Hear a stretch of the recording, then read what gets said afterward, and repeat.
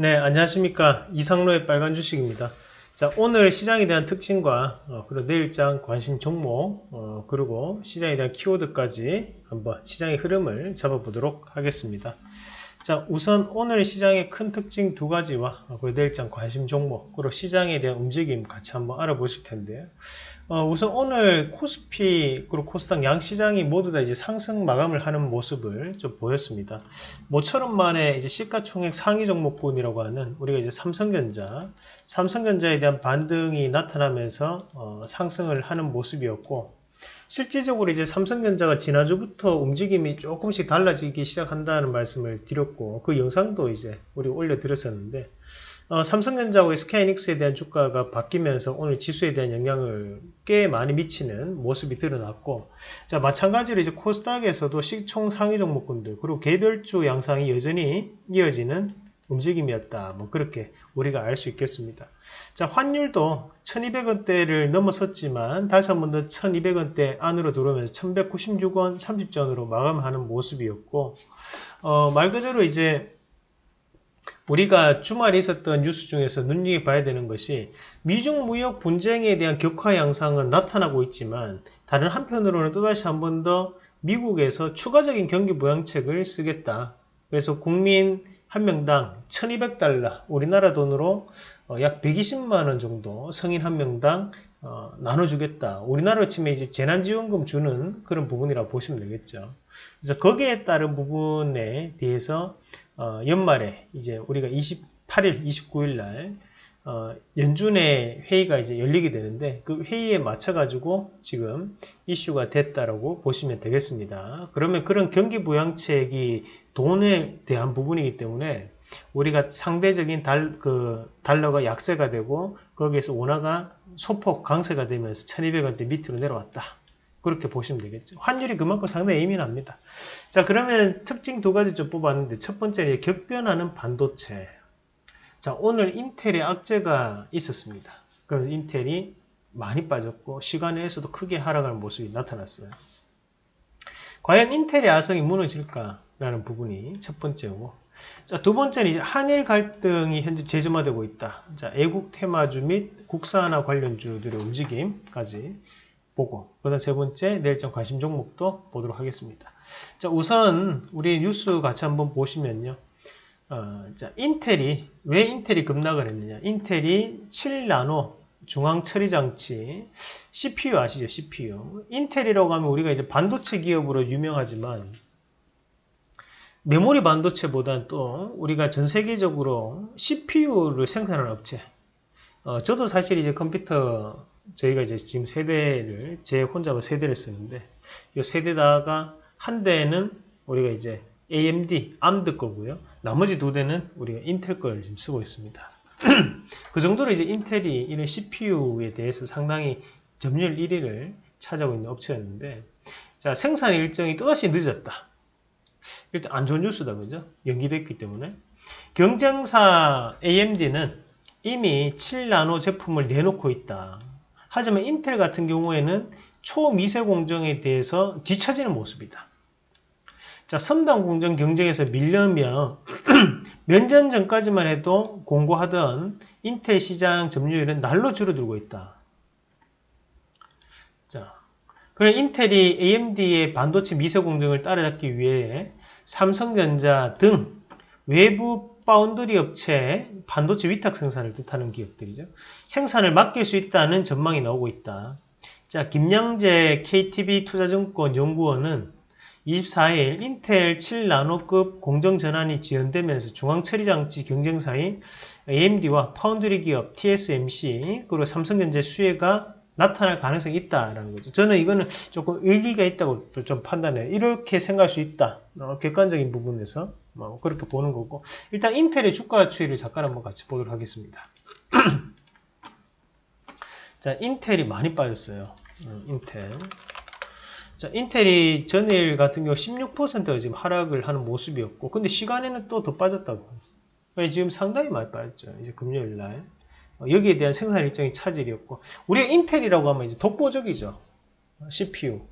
근데 최근에 이제 젊은 세대들 사이에서 뜨는 것이 이제 AMD입니다. AMD.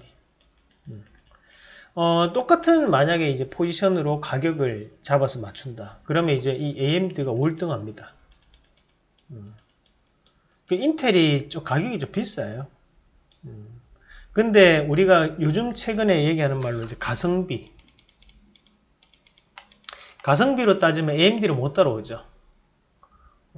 그 정도로 이제 AMD에 대한 이제 선호도가 좀 높아지고 있는 시점이라고 보시면 되고, 옛날까지만 하더라도 우리가 이 인텔이라는 것이 상당히 거의 뭐 독과점 하다시피 올라왔었고, 거기에 이제 AMD는 나중에 좀 처져가지고 오는 상황이었는데, 이게 최근에는 이 AMD가 상당 부분 올라왔다는 부분, 이 부분을 우리가 좀 눈여겨봐야 되는 거고, 여기에 대해서 이제 시장 자체가 판도가 바뀌는 상황이고요. 결국 삼성전자에 대한 수혜가 나타날 가능성이 있다 보니까 오늘 시장에서도 비메모리 반도체 기업들이 상당 부분 바뀌는 양상이었어요. 그러면서 얘기 나왔던 것이 또다시 우리 정부 정책에서도 이런 시스템 반도체에 대한 육성 과제로 지금 삼고 있고, 거기에 따라 주가가 바뀌고 있기 때문에 주가에 대한 변화가 나타난다라고 볼 수 있는데요. 최근에 이제 주가에 대한 변화가 많이 나타나고 있는 시스템 반도체 기업들이 상당히 많습니다. 일단은 고가권역이지만 이제 네페스 같은 기업들도 지금 신고가를 다시 한번 넘어갈 수 있는 시점이죠. 비메모리 반도체에 대한 분야에서 상당 부분 각광을 받고 있는 기업이고 후공정업체입니다. 마찬가지로 이제 테스나 같은 경우에 지금 신고가를 가는 양상이거든요. 최근에 또 파운드리 업체에 유명했던 것이 이제 DB 하이텍, 그죠? 마찬가지로 이제 신고가의 흐름 한솔케미칼. 자, 기업들의 움직임이 상당히 좋아요. 상당히 좋습니다. 마찬가지로 지금 조금 더 하단에서 좀 올라오는 기업들이 이제 SFP 반도체나 하나마이크론, 그리고 지금 보면 해성 DS, 이런 후공정 업체들도 주가가 같이 변화하고 있는 과정들이에요. 그런 지금 시장의 상황을 좀 판단했을 때는 우리가 이런 비메모리 반도체 관련, 그리고 또 FSD 있죠. 파운드리 하면 FSD. 조정 보일 만큼 다 보였다고 봐야 되거든요.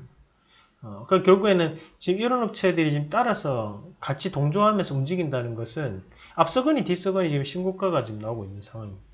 그러면 앞으로도 여기에 이 분야에 대해서는 꾸준하게 이제 모멘텀을 가지고 바뀔 수 있다고 봐야 됩니다. 그러면 정부에 대한 시스템 반도체 육성 플러스 인텔에 대한 저런 개발 지원 소식 자체가 삼성전자뿐만이 아니라 삼성전자에 해당하는 그 밑에 협력사 밴드들 업체들에게도 상당한 효과로 드러날 수 있는 부분이라고 우리가 판단할 수 있고요. 그리고 이제 팹리스 업체들, 뭐 실리콘웍스라든지 또는 아나페스, 그죠? 이런 기업들이 바닥을 지금 다지고 있는 과정들인데, 여기 주가 한 번씩 바뀔 수 있어요. 텔레칩스도 그렇고 지금 많이 빠져 있거든요. 하지만 이런 기업들에 대해서도 주가는 조금씩 바뀌어 나갈 수 있다. 대신에 시간이 조금 소요될 수 있다 라는 부분까지도 참고하실 필요가 있습니다.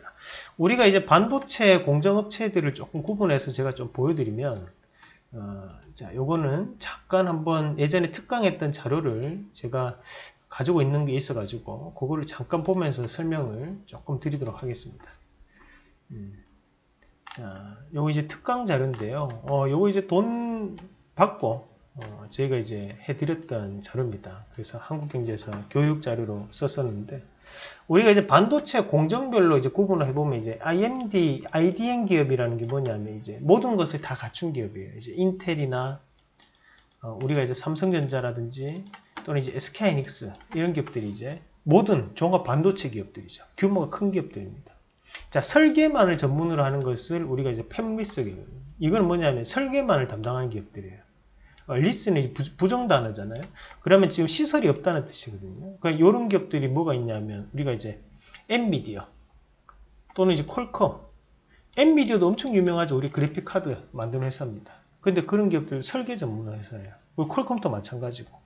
퀄컴은 뭐예요? AP를 생산하는 업체잖아요. 그러니까 수탁 제조, 이제 위탁 생산을 담당하는 업체들이 이제 TSMC라든지 삼성전자도 같이 포함되고 파운드리 업체들이 많죠. DB 하이텍이나. 그 다음에 후공정 넘어가서 테스트 패키징 넘어가는데, 우리가 여기에서 지금 이슈가 되는 것이 바로 지금 현재 이 파운드리, 위탁 생산된 업체들에 대한 주가가 조금 바뀔 수 있는 부분이 나타나고 있다. 그렇게 보시면 되겠습니다. 자, 그래서 이런 부분을 조금 하면서 우리가 종목을 좀 정리를 하시면 좀 더 도움이 되실 거고요. 자, 마찬가지 두 번째 주제에 이어서 한번 같이 보도록 하겠습니다. 자, 한일 갈등이 재점화되고 있다. 그래서 지금 여기에 따라서 우리가 미국과 중국에 대한 부분에서 상당하게 격화되는 양상이지만 또 다른 한편으로는 또 한국과 일본에 대해서 지금 격화되고 있는 양상이에요. 거기 애국 테마주하고 국산화 관련주가 오늘 다시 한번 강세를 보였는데 제가 이제 2019년도 12월 달에 2020년을 바라봤을 때 두 가지 테마는 꼭 기억을 해야 된다. 첫 번째는 국산화다. 국산화. 제가 또 한국사 1급이잖아요. 그렇다 보니까 이 일본이라는 민족에 대해서 좀 공부를 좀 해봤어요. 이 일본이라는 민족은 민족성 자체가 인정을 하지 않는 민족이에요. 그리고 겉과 속이 다른 사람들이 많아요. 일본 사람들이 가장 처음 배우는 단어가 스미마생입니다.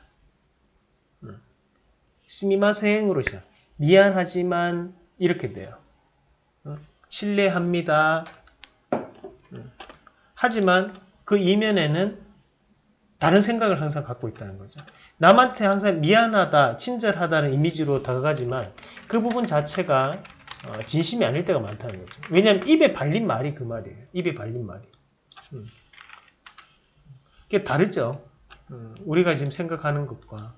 그래서 지금은 이런 민족성 자체를 봤을 때 한국과는 또 특히 척점을 두고 있습니다. 모든 산업이 지금 겹치는 부분이고 그렇다 보니까 이게 쉽게 대립이 끝나지 않을 거라고 저는 판단을 하고요. 그래서 저는 2020년도에 국산화라는 키워드는 상당히 중요하다는데 그 키워드 안에서 특히 이제 우리가 애국 테마주, 광복절 관련주죠.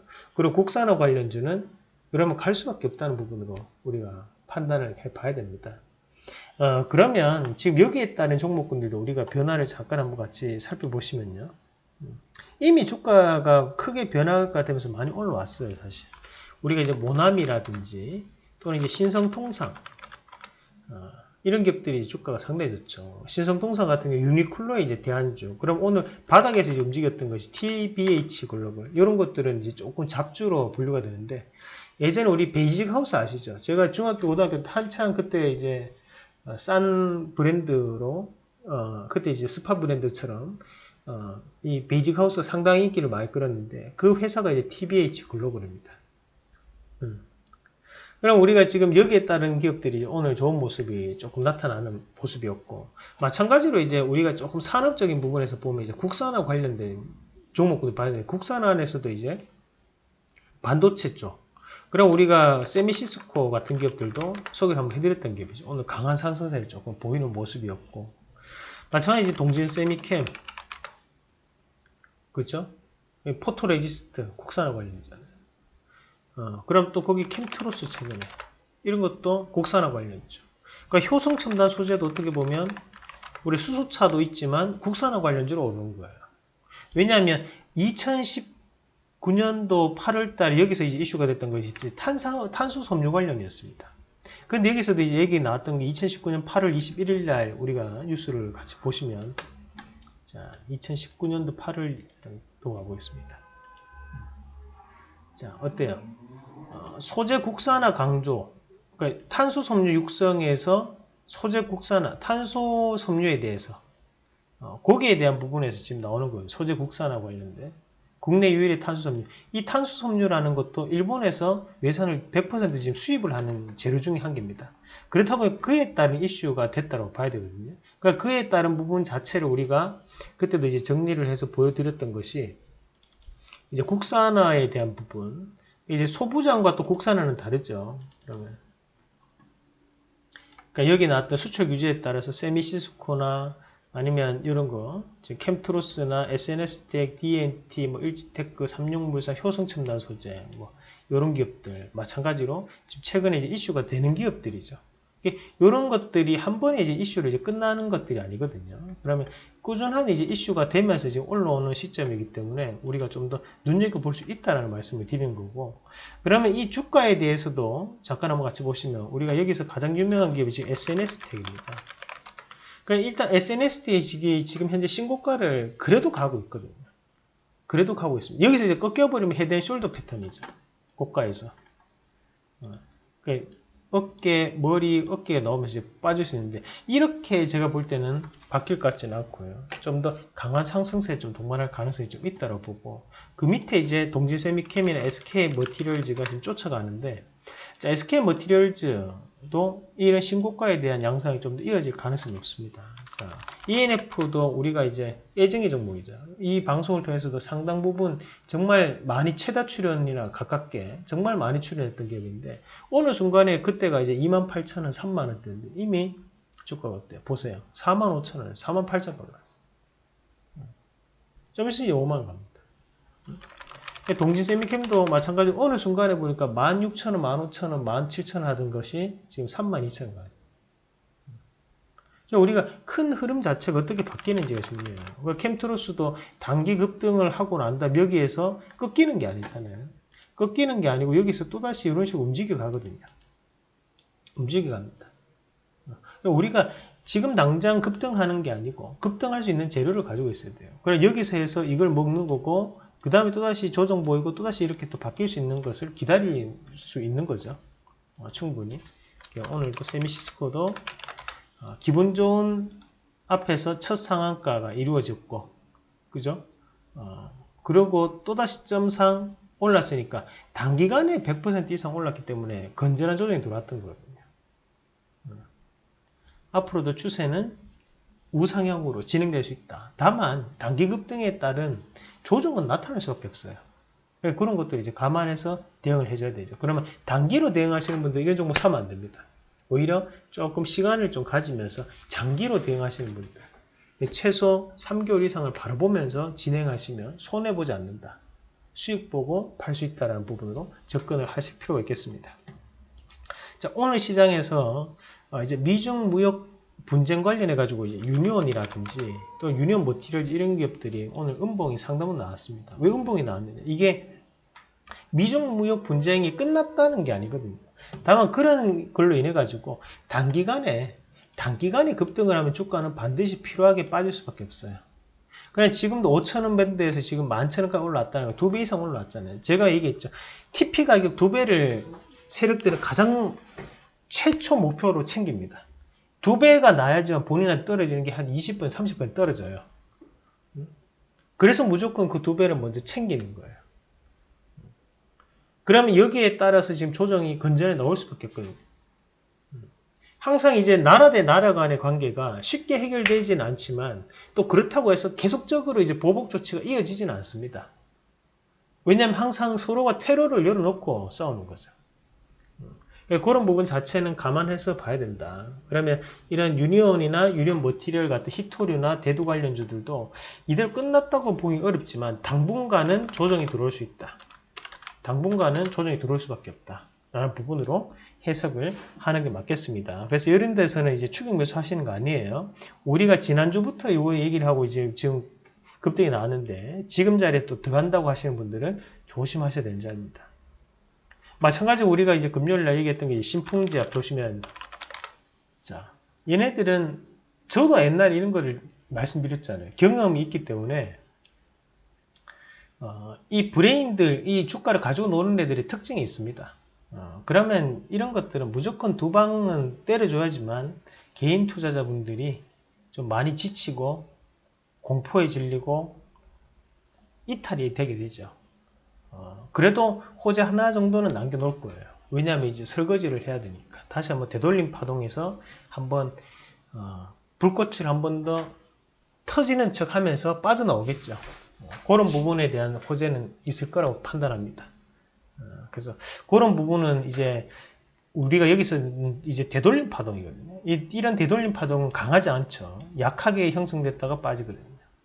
그 부분을 기억을 하시면서 보자. 웬만하면 안전하게 주가를 우리가 매매를 하더라도 충분히 지금 시장에서는 기회가 열려있는 시장입니다.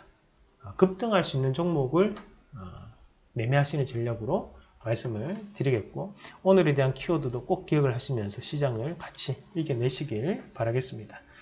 자, 그러면 내일장 관심 종목군 한번 같이 보시겠는데요. 일단 세 가지 오늘 앞서 했던 이제 효성첨단 소재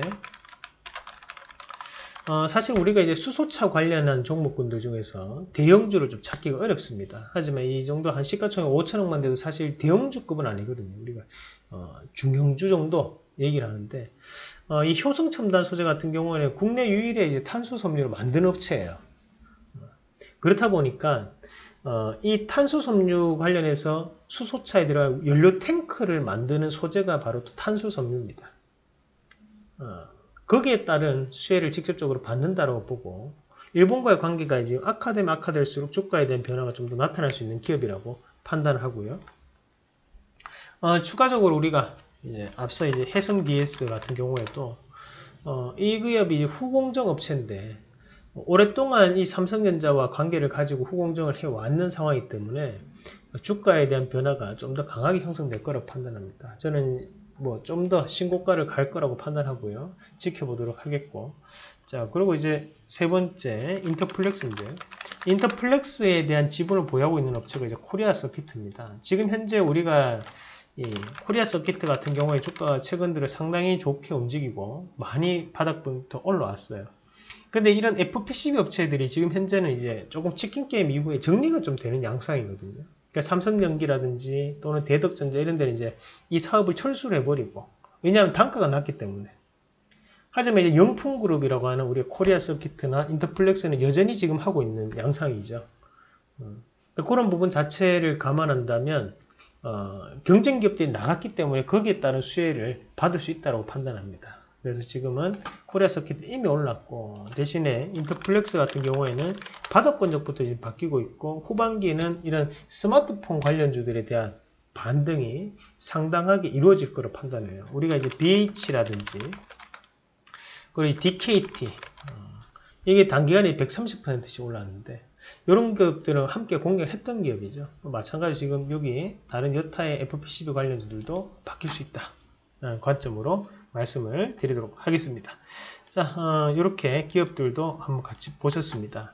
자, 업데이트를 좀 했는데 7월 1일부터 7월 23일까지 했던 것들 좀 업데이트를 했고 마찬가지로 이제 우리가 7월 달에도 제우스, 어보반도체 신고가를 갔죠. DKT 신고 갔고 nep튠 갔었고 캠프 갔고 엔지스 테크놀로지 신고가 갔고 하마반도체 지금 신고가 갔죠. 신신제약 급등했죠. DMS 또 신고 갔고 삼명에픽도 신고 갔었고 서린바이 오늘 또 급등하는 모습이었고 손절도 물론 있습니다. 손절도 있고요. 지금 현재 진행 중인 종목도 있고 또는 1차 목표가 2차 목표가 사이에 있는 종목들도 있어요.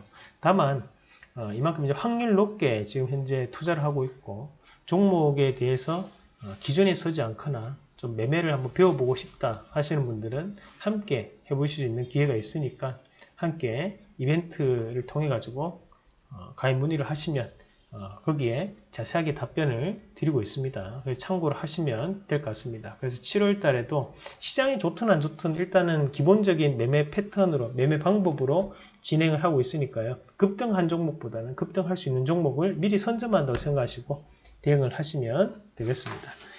자, 이 뒤에 거를 이제 소개를 안 시켜드렸던 거는 앞에 이제 6월달 거, 이 페이지가 다 안 떴기 때문에 저희가 소개를 못 시켜드렸던 거지. 최근에도 이렇게 20%씩 30% 또는 80% 올라가는 종목들이 있으니까요. 참고로 하시길 바라겠습니다. 여기에 대한 내용을 와운에서 이제 와우 카페에 들어오셔서 보시면 다 검색이 됩니다. 그러니까 여기서도 우리가 종목군들 궁금하신 것들을 입력을 해가지고 검색하시면 거기에 따른 종목군들도 이렇게 7월 17일 이렇게 추천주가 나와 있거든요. 그래서 말 그대로 여기에 적혀 있는 대로 이렇게 말씀을 드리는 것들이니까요. 그렇게 참고하셔서 보실 수 있겠습니다. 자, 맞죠? 7월 17일 날. 자, 이렇게 진행이 된다는 것까지 말씀드리겠습니다. 자, 실제 뭐 우리가 1000만원은 2000만원도 되고 또 2700만원으로 또 6500만원 그래서 3600만원 벌 수도 있는 방법들 여러분들께 말씀드렸던 종목군들로 연습 삼아 매매를 하더라도 이렇게 수익이 날 수 있는 거니까요. 함께 해보시길 바라겠고요. 방송에서 보여드렸던 최고 수익률들을 실제 매매에서도 그만큼의 수익률을 올릴 수 있게끔 좋은 종목 엄선해서 말씀을 드리도록 하겠습니다. 자, 그래서 이 번호 참고하셔서 진행을 하시거나 또는 한국경제TV 원의 홈페이지를 접속하셔서 보시면 할인된 가격을 만나볼 수 있겠습니다. 자, 그럼 오늘 준비 내용 여기까지 말씀드리고 내일도 즐겁게 주식 매매 하시길 바라겠습니다. 이상입니다.